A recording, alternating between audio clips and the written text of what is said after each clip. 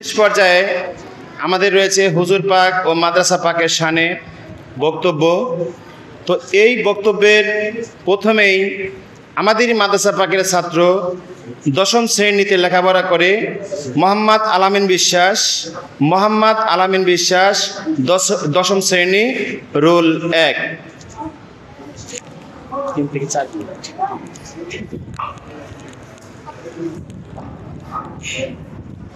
আসসালামু আলাইকুম ওয়া রাহমাতুল্লাহি ওয়া বারাকাতুহু। তো এখানে উপস্থিত আমার সম্মানিত উস্তাদগণ এবং আমার সকল স্নেহের ছোট ভাইয়েরা, প্রত্যেকের প্রতি জানাই আমার সালাম। আসসালামু আলাইকুম ওয়া রাহমাতুল্লাহি ওয়া বারাকাতুহু। তো আজ হচ্ছে ঐতিহাসিক 9 সফর। আমাদের ছোট শারদা হুজুর পাক কিবলা কাবা হযরত সাইয়্যিদনা সৈয়দ শাহ রাশাদাত আলী আল কাদেরী উরুফে সাবিউল হাসান আলী আল কাদেরী আল হাসানী আল হুসাইনী আল বাগদাদী। তো হুজুর পাক ছিলেন নবী পাকের 36তম বংশধর এবং হুজুরে গৌসে পাকে ছিলেন 24তম বংশধর। তো যে মওলানা পাকের আগমন উপলক্ষে খানকা পাক সহ সকল ভক্তবৃন্দের মাঝে আনন্দের ঢেউ বয়ে গিয়েছিল।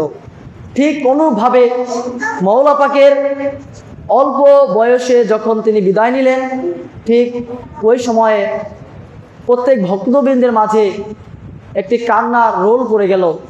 তো মওলানা পাক ছিলেন মাদারে জাত ওলি এবং কুতুব। তো যে বয়সটা থাকে বাচ্চাদের খেলার বয়স, তো মওলানা পাকের খেলা কি ছিল? তো মওলানা পাকের খেলা ছিল দেওয়ান পাক শ্রবণ করা। মওলানা পাকের খেলা ছিল আজানের ধ্বনিতে আবেগে আপ্লুত হয়ে ওঠা। মওলানা পাকের খেলা ছিল কাসিদা পাক শুনে নিজের হৃদয়কে শান্ত করা। বলুন সুবহানাল্লাহ।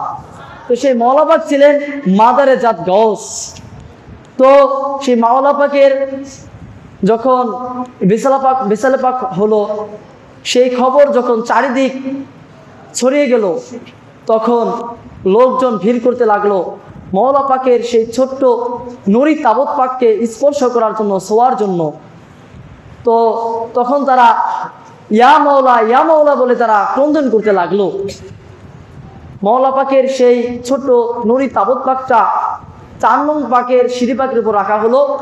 তো মওলা হুসাইন আলাইহিস সালাম তিনি কারবালার ময়দানে যখন ইমামে আলী আসগর আলাইহিস সালাম পাকের সেই শোক যেভাবে প্রকাশ করলেন, আমাদের ছোট হুজুর পাক কিবলা কাবা হযরত সাইয়্যিদনা সৈয়দ শাহ রাশিদ আলী আল কাদেরী আল হাসানী আল হুসাইনী আল বাগদাদী, সেই মওলানা পাকও তিনি আমাদের ছোট শারদা হুজুর পাকের শোককে তিনি পালন করলেন।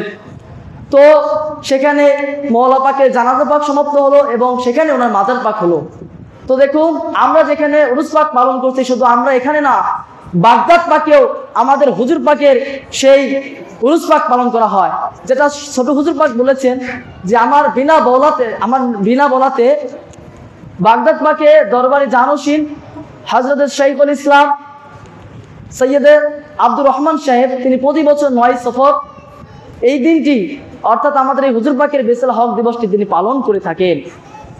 তিনি প্রতি বছর হুজুর পাকের এই উরুস পাক উপলক্ষে চাদর পাক চড়ান এবং তিনি চকলেট বিতরণ করেন তাবারক হিসাবে। তিনি ছোট হুজুর পাককে বলেন যে ইয়া ছোট হুজুর পাক, এখানে এই বাগদাদ পাকে আমাদের ছোট বাবুর এই উরুস পাকটা পালন করা আমার নিজ দায়িত্ব, আমার নিজ কর্তব্য। তো আপনি শুধু আমার এই দিনটি স্মরণ করিয়ে দিবেন, মনে করিয়ে দিবেন। তো একদিন হুজুর পাকের সেই দিনটি বললেন না। তখন তিনি যখন জানতে পারলেন যে সেই দিনটি চলে গেছে, তখন তিনি মনে কষ্ট পেলেন এবং হুজুর পাকের সেই উরুস পাক উপলক্ষে তিনি মিষ্টান্ন দিয়ে তিনি উরুস পাকটা পালন করলেন। বলেন সুবহানাল্লাহ। দেখুন, শুধু আমাদের এই দৌলতদিয়াতে নয়, বরং বাগদাদ পাকেও এই উরুস পাক পালন করা হয়। বলেন সুবহানাল্লাহ। আরেকটি ঘটনার মধ্যে রয়েছে যে আনকোনা বর্তমানে একটা ইমামবাড়া পাক ছিল, যেটা পূর্বে ছিল না। তো সেখানে দাদা হুজুর পাক এবং আব্বা হুজুর পাক তেনারা ছিলেন। এই কারণে সেখানে ঘেরাও করা হয় এবং প্রতি বছর সেখানে 2টি নিশান পাক, একটি সবুজ নিশান পাক আর একটি লাল নিশান পাক উঠানো হয় এবং তাজিয়া পাক রাখা হয়। যেটা পূর্বে করা হতো না। তো সেখানে জায়গা ঠিক রেখে যখন সেটার উপর ইমাম বারা পাক তৈরি করা হয়, সেটা বড় ইমাম পাক হজরতে হাসান আলাইহিস সালাম এবং ছোট ইমাম পাক হজরত ইমাম হুসাইন আলাইহিস সালামের নাম পাকের উপরে নামাঙ্কিত করা হয়। তো জৈনিক এক ব্যক্তিকে একজন কালো আবা পরিধান করা ব্যক্তি স্বপ্ন দেখালেন যে তোমরা এই জায়গাটির নাম ছোট বাবুর নামে হযরত সৈয়দ শাহ সাবিউল হাসান হুজুর পাকের নাম পাকের উপর নামাঙ্কিত করো। তো তখন করা হলো না। দ্বিতীয় দিন আবার স্বপ্ন দেখালো, তোমরা তো করলে না। তখন ছোট হুজুর পাক বললেন, যেহেতু দ্বিতীয়বার স্বপ্নের মধ্যে আদেশ করা হয়েছে তোমরা সেহেতু ছোট বাবুর নামে জায়গাটি নামাঙ্কিত করো। তখন তারা আমাদের হুজুর পাক ছোট সাজদা হুজুর পাকের নামে নামাঙ্কিত করলেন। তো ছোট হুজুর পাক বলেন যে আমি চাইনি, কিন্তু যেহেতু দ্বিতীয়বার স্বপ্নের মধ্যে আদেশ করা হলো সেই কারণে আমি আদেশ দিলাম তোমরা আমার ছোট বাবুর নামে হযরত সৈয়দনা সৈয়দ শাহ রাশাদাত আলী আল কাদরি ওরফে হযরত সৈয়দ শাহ সাবিউল হাসান আলী আল কাদরি আল বাগদাদি হুজুর পাকের নামে এই ইমামবাড়া পাকটি নামাঙ্কিত করো। তো আমরা যেন সেই হুজুর পাক আহলে বাইতের মহব্বত করে যেন দুনিয়া থেকে শেষ নিঃশ্বাস ত্যাগ করতে পারি। মহান আল্লাহ রাব্বুল আলামিন আমাদেরকে সেই তৌফিক দান করুন। ওয়া মা আলাইনা ইল্লাল বালাগ।